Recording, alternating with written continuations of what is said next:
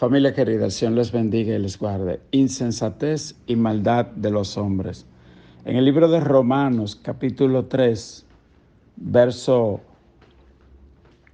9 y 10, el apóstol Pablo cita el salmo que vamos a estudiar esta mañana. Hoy vamos a estudiar el Salmo 53 y vemos que en Romanos, capítulo 3, verso 10 nos dice, como está escrito, no hay justo ni aún uno.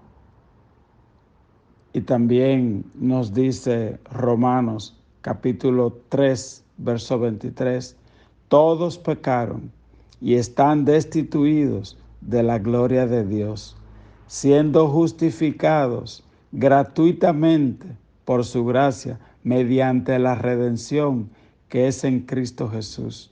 ¿Qué significa esto? El apóstol Pablo usa este salmo que vamos a leer hoy para declarar una gran verdad. Dice, todos pecaron. Todo hombre que nace en esta tierra nace con pecado, lo que le llaman el pecado original. Pero también está el pecado personal, el que todos nosotros cometemos. También está lo que le llaman el pecado imputado, el pecado que nosotros no conocemos, pero que cometemos a diario.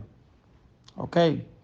Y entonces, está el pecado intencional, que nosotros sabiendo que es pecado, como quiera lo cometemos. ¿Te ve? Entonces, ¿cómo Dios resuelve el tema del pecado? Porque la Biblia dice que la paga del pecado es muerte. Y la muerte se refiere a la separación eterna del alma de Dios, porque está la muerte física, que es cuando el cuerpo se separa del alma, pero luego está la muerte espiritual, que es cuando el alma se separa eternamente de Dios y va a un lugar de tormento y oscuridad por la eternidad, como le pasó a los ángeles caídos, que se transformaron en demonios. ¿Ok? Entonces, Dios, por un lado, nosotros teníamos la consecuencia de ese pecado, que era enviarnos al infierno por la eternidad, pero por el otro, somos sus hijos. Y el hombre, a diferencia de los ángeles, pecó por engaño. ¿Ok? Entonces la Biblia dice que Dios escoge tener misericordia del hombre. Entonces, para tener misericordia del hombre, alguien como quiera tiene que pagar la consecuencia del pecado.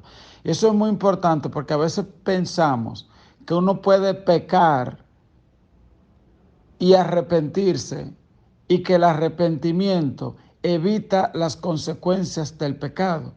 Y es cierto, el Señor nos perdona y el Señor nos libra de muchas de esas consecuencias, pero alguien paga el precio de ese pecado. Jesús lo pagó en la cruz del Calvario. Y muchas veces Él no permite que muchas de esas cosas nos alcancen. Pero muchas veces hay cosas que nos alcanzan de nuestro pecado. Ayer yo leía en Primera de Reyes de aquella viuda cuando vino la sequía en Israel. Y Dios le dijo a Elías, vete para donde una viuda en Sarepta. Y esta mujer tiene un corazón tan especial, porque dice la Biblia que fue a recoger leña para comerse el único chin de harina que le tocaba a ella y su hija y echarse a morir. Y en un momento tan agónico de su vida, se aparece este hombre de Dios y le dice, búscame un vaso de agua. Y esa mujer interrumpe lo que está haciendo para irle a buscarle ese vaso de agua al hombre de Dios. Cualquiera en ese momento le hubiese dicho, busque usted su agua, yo estoy cansado. Pero esa mujer interrumpe su amargura del alma para servirle a ese hombre. Y encima de todo, cuando él va a buscar el agua, viene ella y le dice, y además, hazme una torta de harina y tráemela para que yo me la coma.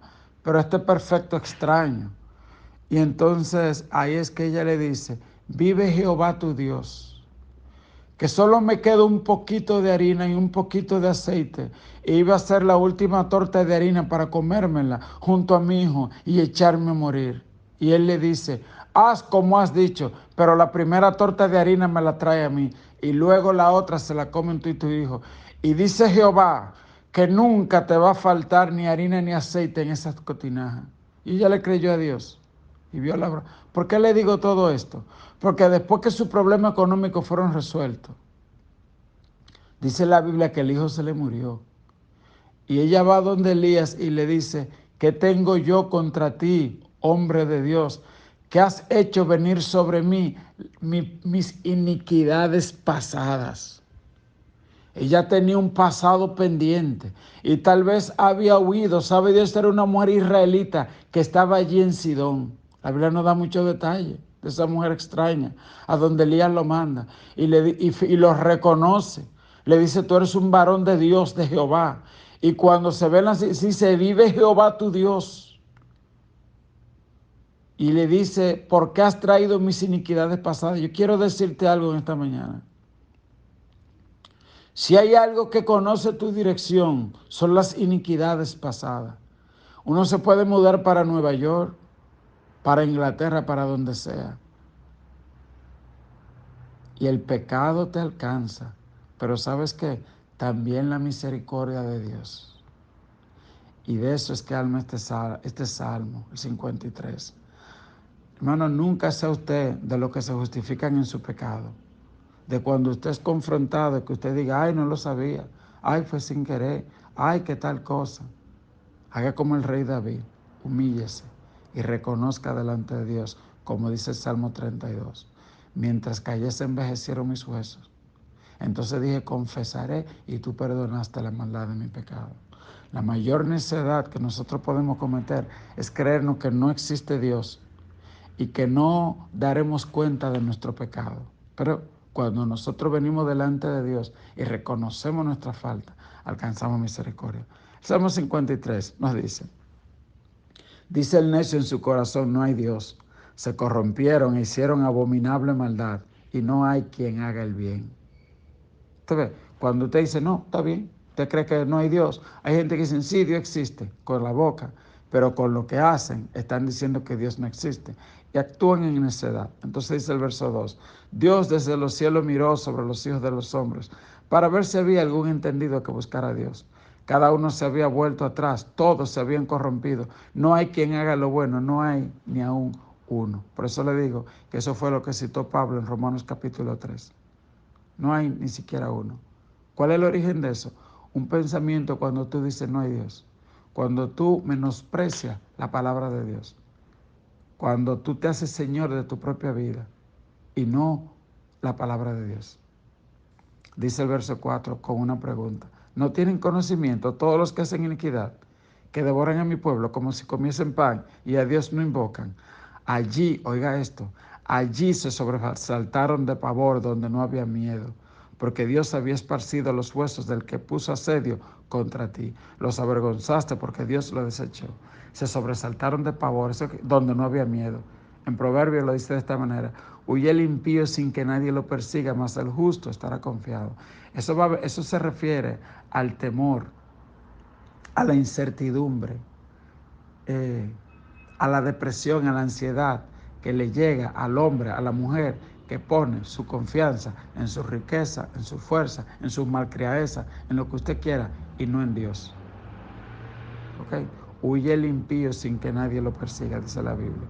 Concluye diciendo, si saliera de Sión la salvación de Israel, cuando Dios hiciere volver de la cautividad a su pueblo, se gozará Jacob y se alegrará Israel. Amén. Que Dios te bendiga, que Dios te guarde. Que en esta mañana escojamos creerle a Dios, ser íntegros con Dios, confesar nuestro pecado delante de Él, recibir su perdón. Dios te bendiga, Dios te guarde. Les recordamos que esta tarde todos y cada uno de los caminos conducen a la iglesia evangélica El Renuevo. ¿A qué hora, esposa? A partir de las 6:30 de la tarde. 6:30 de la tarde, cita en la iglesia evangélica El Renuevo. Tenemos nuestro gran congreso de damas. Y mañana sábado a las 9 de la mañana. Amén. No falte nadie. Dios te bendiga.